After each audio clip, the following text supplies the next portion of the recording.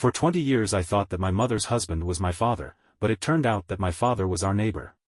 Growing up, there was always one constant in my life, my neighbor, Mr. Ryan. He wasn't an old man like most people assume when they hear the word neighbor. No, he was just there. Always there. Mr. Ryan lived 3 houses down from us in a small, unremarkable home with a red front door. He had no wife, no kids that I knew of, and as far as I was concerned, no life outside of being in our house. As a kid, I didn't question it. There were plenty of adults who hung around our family. Aunts, uncles, friends from work.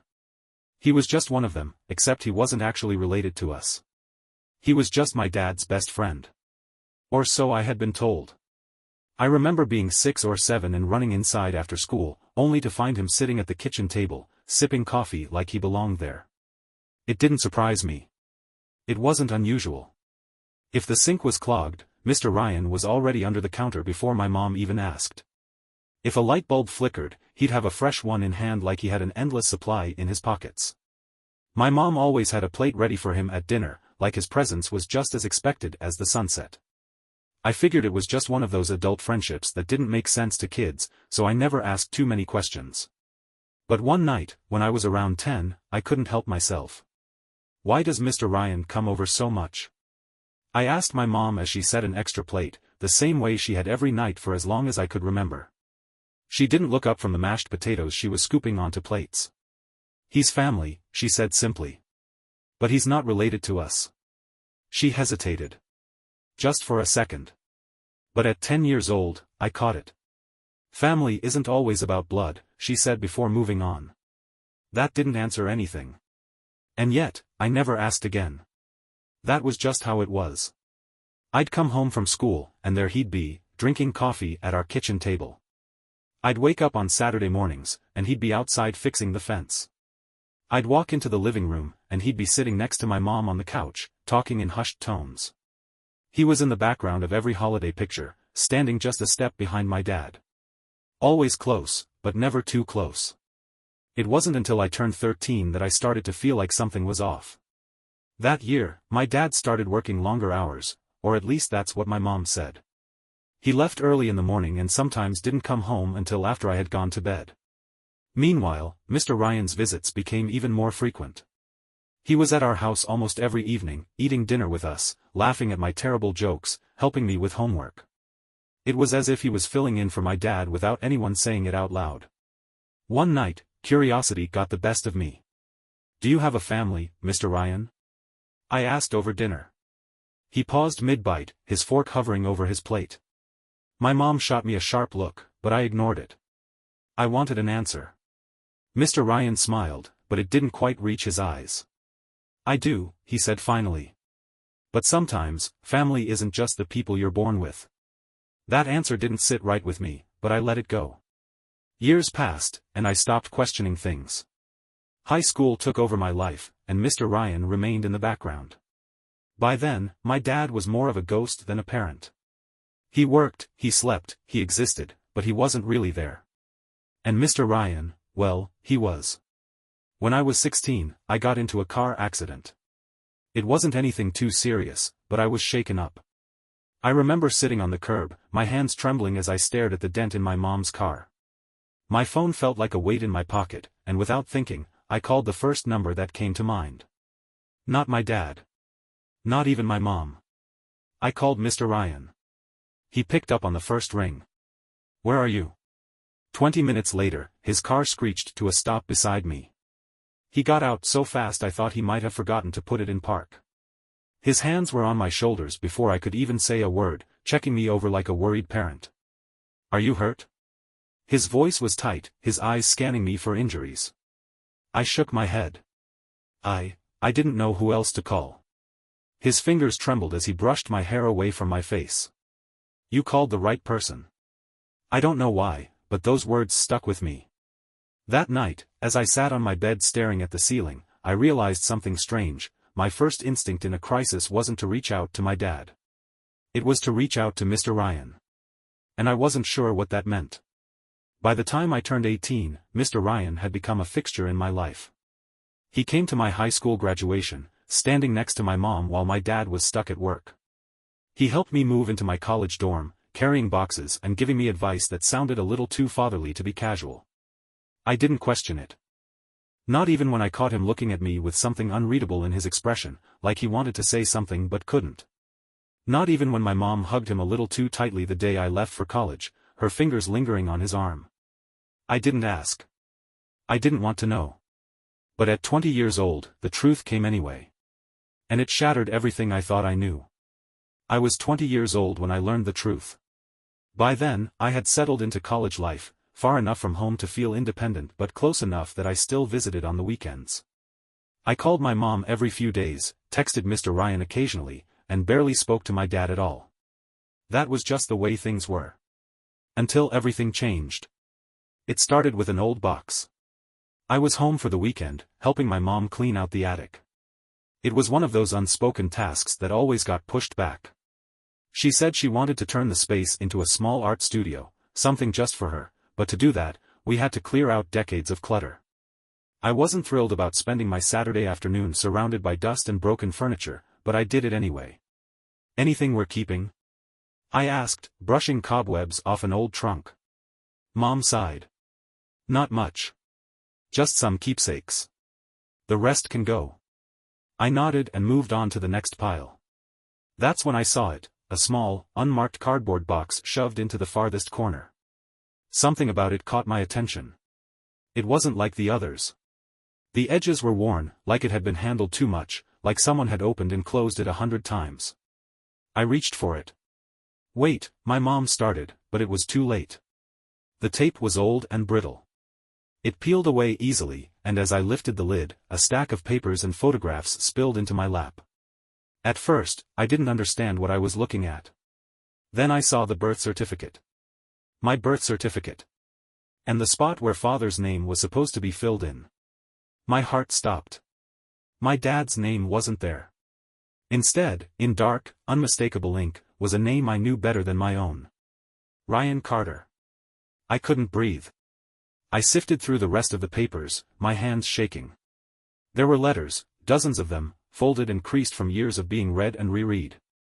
I picked one at random. I don't know how much longer I can do this. Watching him grow up and not being able to tell him the truth. I dropped the letter like it had burned me. I couldn't move. Couldn't think. Mr. Ryan. My neighbor. My dad's best friend. My father. The attic felt too small, the air too thick. My mom was saying something, but her voice was distant, muffled, like I was underwater. It didn't make sense. It couldn't be true. But the paper in my hand said otherwise. I finally looked up at her, my voice barely above a whisper. Tell me this is a mistake. She didn't. She didn't say anything at all. And that was my answer. I stood up too fast, knocking over the box. The photos scattered across the floor, pictures of my mom and Mr. Ryan when they were younger, smiling, laughing, holding hands. A life I had never known about. A history that had been hidden from me. I felt sick. I need to go, I muttered, shoving past her.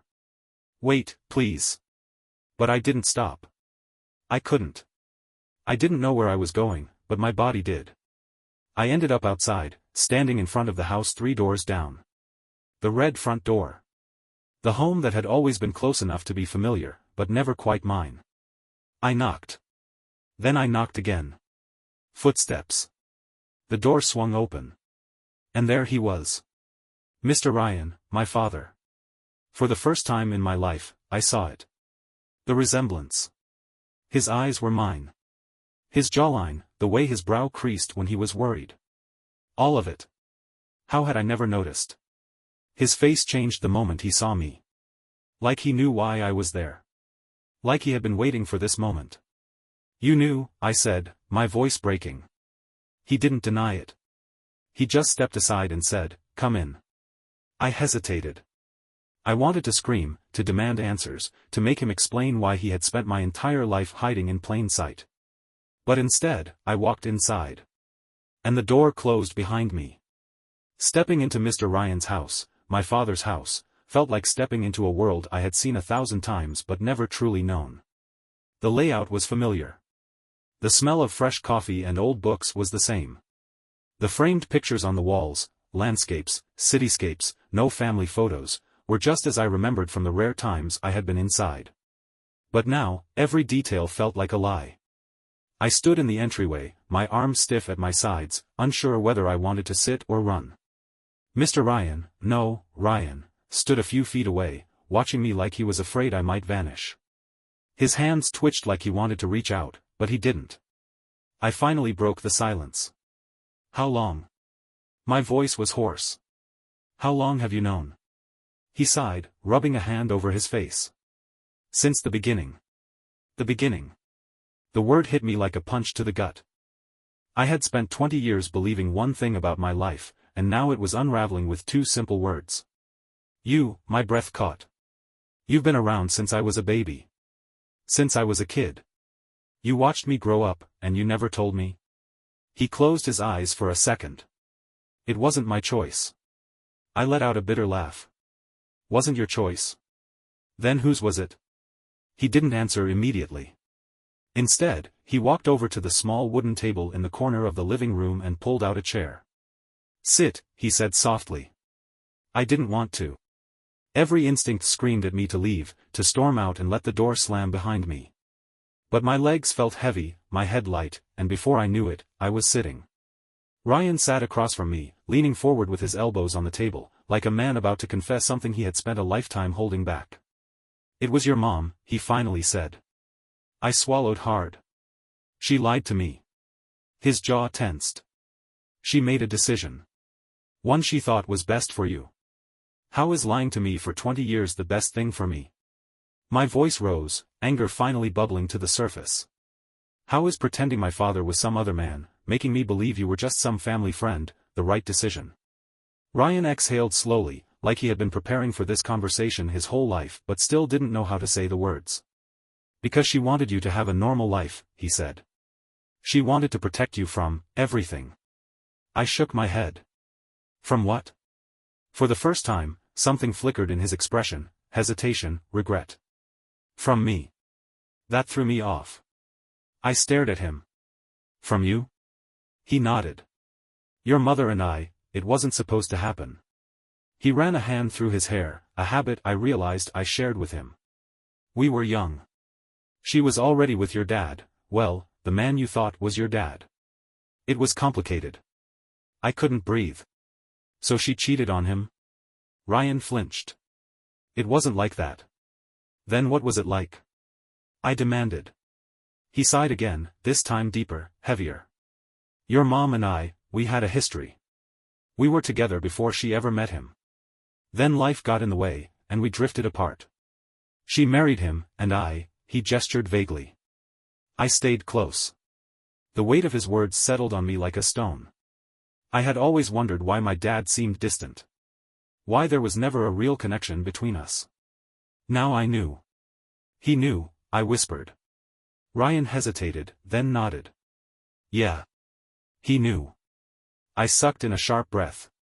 My dad had known the whole time.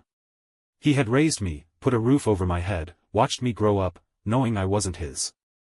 And Ryan had been there, in the background, in the shadows, watching from a distance but never stepping forward. I stood abruptly, my chair scraping against the floor. I can't, this is too much. Wait, Ryan said quickly, his voice laced with urgency. Please. Just let me explain. I wanted to walk away. I wanted to slam the door, to drive somewhere, anywhere, just to escape the crushing reality pressing down on me. But something in his voice stopped me. So I stayed. And he told me everything. 20 years earlier. My mother had been married for less than a year when she found out she was pregnant. She had known immediately that the baby wasn't her husband's. It was Ryan's. They had never really ended things, not emotionally. One mistake. One moment of weakness. And suddenly, she was carrying a child that didn't belong to the man she had promised her life to.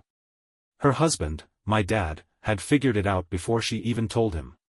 He did the math. He saw the truth in her face.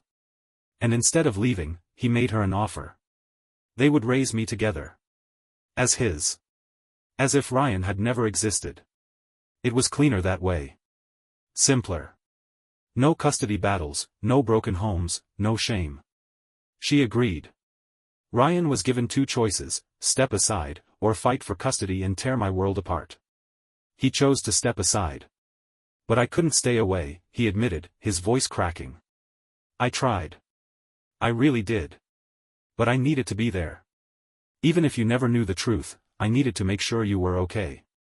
I pressed my fingers against my temple, my head throbbing. So you just watched? My whole life?